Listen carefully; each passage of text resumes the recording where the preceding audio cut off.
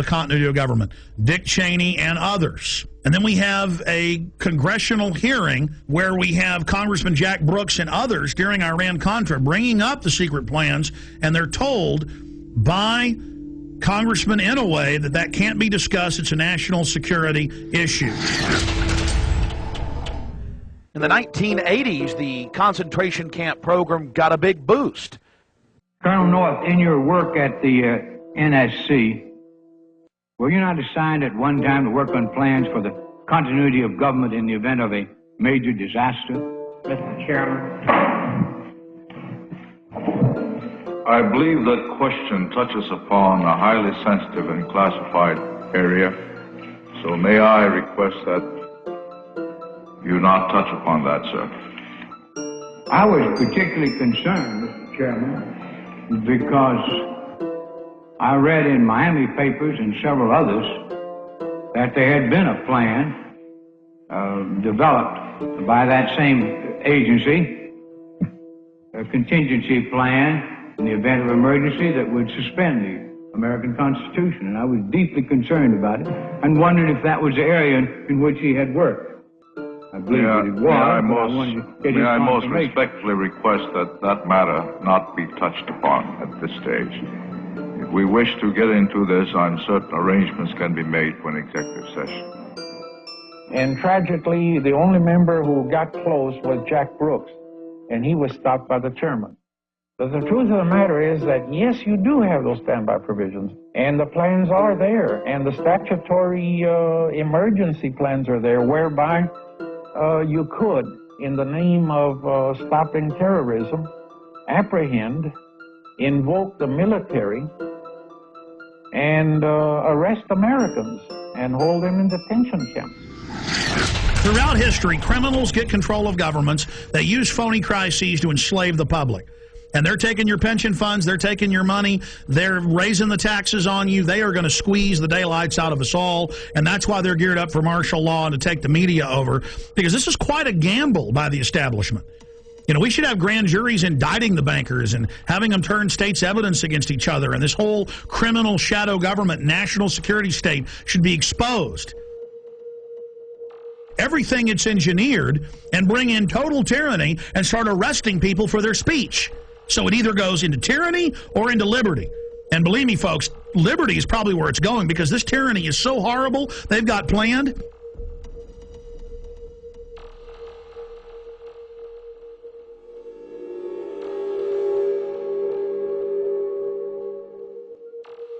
Let's go ahead and go to Congressman a year and a half ago on the Homeland Security Board wanting to know about PDD 51. Now, this fight went on for a year. The cover sheet of Presidential Decision Directive 51 stated the president's a dictator. Congress has no power during any emergency, including economic. So now Congress isn't involved in continuity of government when Congress is co-equal to the president and the courts. In fact, the Founding Fathers said Congress was above the courts and the president, but then later courts said, no, they're equal. Now they're saying they're not. Okay? Because it's harder for a dictator to take control in the Congress because there's 500 people. Separation of powers. The president is where your main dictator will come from, so it's the weakest. It follows the orders of Congress and then executes those orders.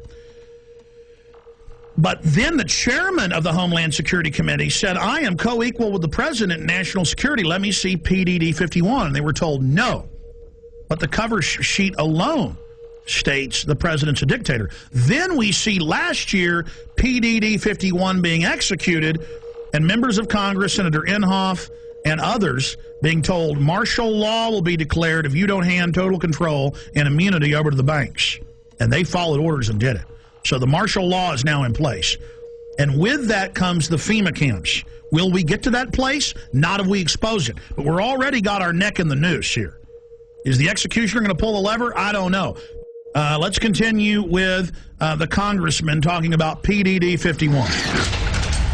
Most Americans would agree that it would be prudent to have a plan to provide for the continuity of government and the rule of law in case of a devastating terrorist attack or natural disaster. A plan that provide for the cooperation, the coordination, and continued functioning of all three branches of the government. The Bush administration tells us they have such a plan. They introduced a little sketchy public version that's clearly inadequate and doesn't really tell us what they have in mind. But they said, don't worry, there's a detailed classified version. But now they've denied the entire Homeland Security Committee of the United States House of Representatives access to their so-called detailed plan to provide for continuity of government. They say, trust us. Trust us, the people who brought us Katrina, to be competent in face of a disaster. Trust us, the people who brought us warrantless wiretapping and other excesses eroding our civil liberties. Trust us. Maybe the plan just really doesn't exist, and that's why they won't show it to us. I don't know. Or maybe there's something there that's outrageous. The American people need their elected representatives to review this plan for the continuity of government. All right, that's Congressman Peter DeFazio. Now, that was a year and a half ago. Mr. DeFazio, the cover sheet says the president's a dictator and that Congress has no authority over continuity of government. That's why they're now saying Congress can't see it, because they're declaring and executing that power. Now, we fast forward a year plus to October 3rd, and here is Congressman Sherman, who we interviewed here on air, other congressmen we interviewed, and Senator Inhofe saying they marched in and told them martial law will be declared if you don't do this. So we go from the 80s to where don't talk about the martial law plans and the FEMA camps. If you want to know about that, you can know about it in executive session, Congressman Jack Brooks, to, oh, Congress, you're not allowed to see the plans now. To Congress, do what we say, we're under martial law. The only way they can pass this bill is by creating and sustaining a panic atmosphere. That atmosphere is not justified.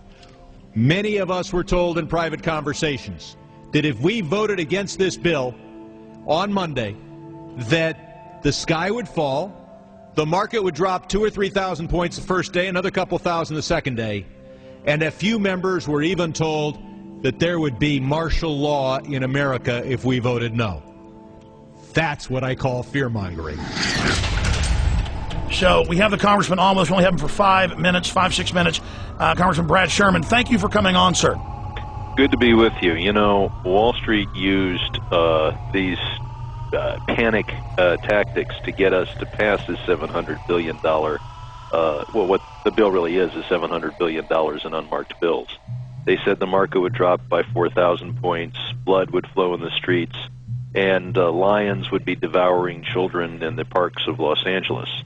Now that the bill is passed, our economy is still going to be very bad. The bailout money so far has been set aside to buy shares in banks, $250 billion, $40 billion to AIG, and $60 billion yet to be committed, leaving the remaining $350 billion for future use. We've got to do everything we can to focus people's attention on this bill as it's carried out, because it allows Paulson to go up to Wall Street. He can give money to one firm. He cannot return phone calls from another firm. He can he can, if he finds out which firms are donating to the 527 organizations, which take secret contributions and then make political advertising. He can look at the RNC donor list. He can do anything he wants. Let's go back to what you said on the floor in the last 24 hours about members of Congress, and I've talked to some. They're afraid to even come on and talk about it, being told there will be martial law in America and we'll just do this with or without you if you don't do this. That is incredible, and I just had the former head of the Treasury on earlier, Dr. Paul Craig Roberts from Reagan, head of policy, saying that this gives them economic martial law. Is that not terrorism? Is not the definition to threaten harm or carry out harm for a political aim, sir? Well, but keep in mind, we passed the bill, and I'm told the market is down. Sir, here's the $64 million question. You and other members of Congress say, yeah, well, there were some people threatening martial law, but we don't, think they meant it. They were just trying to fearmonger, which I call terrorism, into it. That's a huge issue. Specifically, sir, we need to know names. Who told you that they were told that martial law and blood in the streets, as you said, would happen? Private conversations between members on the floor, you really can't reveal without the permission of the other party. I understand, but were there arm twisters coming up, or were they scared? I mean, how was it said specifically? What we have to do is expose those circumstances where we're bailing out a particular firm, and how many of the executives at that firm are continuing to make $1 million a year, $5 million a year, $20 million a year. There's going to be a lot of information that is not public, and it's going to take investigative reporters to find out things that congressmen can't find out and that the public is not going to be aware of. You know, I have to go right now, but it's been a pleasure being with you.